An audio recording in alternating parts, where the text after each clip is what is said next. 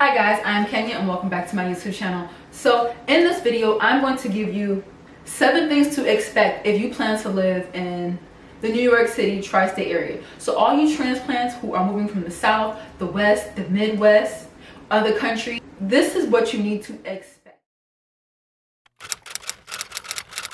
Yeah, so this should apply to like any major city, you know. So first things first, no parking. So if you have a car, the parking is going to be scarce. You're going to have alternate side parking, or if you do have parking, it's going to be expensive. I've seen parking garages charge up to $450 per month for parking. And you got to think about it. The major city, a lot of these buildings were put up before the big boom and mass production of cars in the US, you know. So parking was basically an afterthought. So these major cities went up. The train was what you would use as far as public transportation to get around. And then we had this big mass boom of the car industry. We all know Detroit is the motor city. And to, you know, stimulate the economy, cars were pushed. Buy a car, buy a Ford, you know, buy the American-made cars. So parking, back to the topic at hand, parking is going to be scarce, hunty, or it's going to be expensive, okay? And even now, like apartment communities that are going up, you go apply for an apartment in an apartment community and they want to charge you $200 to park your car on the property. $100, you know, $200, $300, like $400. Like, it's going to be expensive, okay? Number 2, you're going to have some broker's fees. In a major city, there are so many apartments or people who own condos who want to rent them out, and sometimes it's inevitable not to have to pay a broker's fee. You will pay a broker's fee. That's just the nature of moving to a major city. Number 3, expensive housing costs. Expensive housing costs.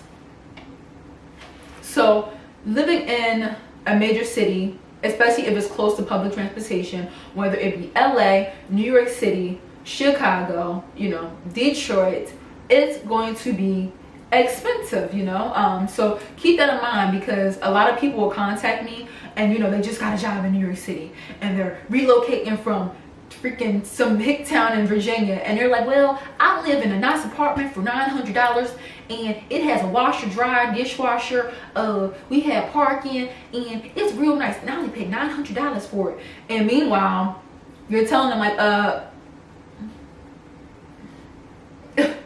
don't know what to tell you. You either stay in Virginia and continue paying $900, or you spend a little more money on similar accommodations, or I don't know. And as a real estate agent, I don't care like if you lived anywhere else and it was like dirt cheap. Like, I don't care. It has nothing to do with me and what I'm trying to do, you know what I'm saying? So number 4, small living quarters. Like, I feel like back in the day, a lot of pre-war buildings, the apartments were pretty big. They are decent sizes. Yes, I've seen an owner split a 1-bedroom apartment into a 2-bedroom, and it was tiny and tight. When they were 1-bedrooms, it was nice and spacious, nice 1-bedrooms, nice size kitchen. But when he made it into a 2-bedroom, I'm like, child, you can't even fit a full-size bed in either one of these rooms. Like, what grown person is going to be sleeping on a single bed or a twin bed? So small living quarters.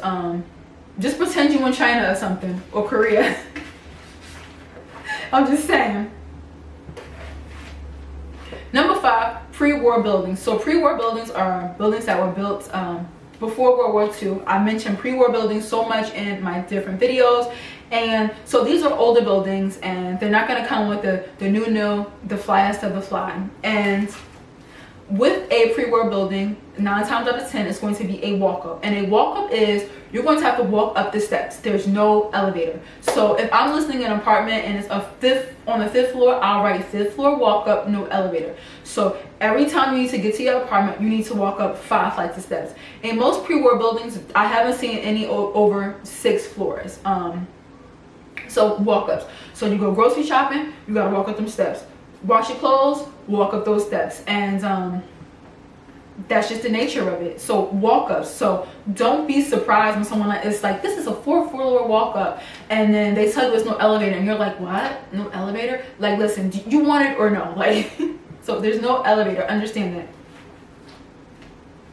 Also, no central air, because central air wasn't a thing back in the day. You can get a air conditioner and put it in the windows of each room to keep cool, but there will be no central air. And things like dishwashers, they don't really have in a lot of these pre-war buildings. Some of the updated ones, they have started to install dishwashers, but washers and dryers is usually a shared one, or you would have to go to the laundromat, because for a pre-war building, it's not that easy to install a washer and dryer hookup in each apartment unless the building is totally renovated and gutted and redone, and they put like the central air and washer and dryer hookups in each apartment. But for the most part, if it's not a complete gut and renovation, you're not going to have a washer and dryer in your apartment. You're just not. And that's something that you have to think about. Also, number 6, in a major city, apartments get snatched up quick. So if I show you a nice, decent apartment, it's clean, ain't no rodents or roaches around in this apartment, and it's a decent price, and you decide, well, I'm gonna look around, because you think you won't find a better deal, and you call me back 1 week later, not even 1 week, 2 days later, that apartment is gone. It's snatched up. And that happened to a couple. They thought about this apartment too long, couldn't find anything else, and then ended up calling me back to get that apartment. I'm like, sweetheart, it's gone. That apartment is ghost. It's gone. It's snatched up because it's a decent deal. And most native people who live in northern New Jersey, or native New Yorkers, when they see a good deal, they snatch it up right then and there. I notice a lot of people from different parts and regions of the country, they for the most part will tell you they'll be in touch, and then they'll call you back when they don't find anything else decent and, you know, for the price, and the apartment will be gone, you know. And number 7, a lot of buildings are not pet friendly.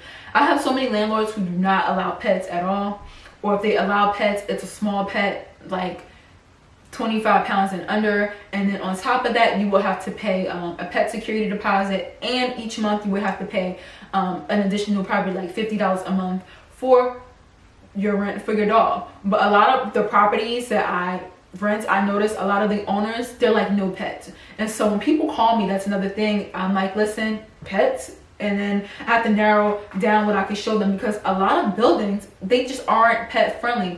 But I notice a lot of like apartment communities are pet friendly, but like the smaller owners, they don't want pets on their property. So these are the things that you have to keep in mind if you are looking to move to a major city. Like I said, this should apply to most major cities, but I personally work in northern New Jersey, and I know a lot of my well, not a lot, because I don't know too many Manhattan real estate agents, but the few that I know, they said the same thing about renting in a major city and having transplants call them from different places, countries, and states, and being befuddled about the living arrangements in a major city, you know what I'm saying? So I hope this video was helpful for you, and if you plan on moving to a major city, these are some of the things that you should consider, you know, will have to consider if you plan to live in a major city. Hope this was helpful. So I will see you guys in my next YouTube video.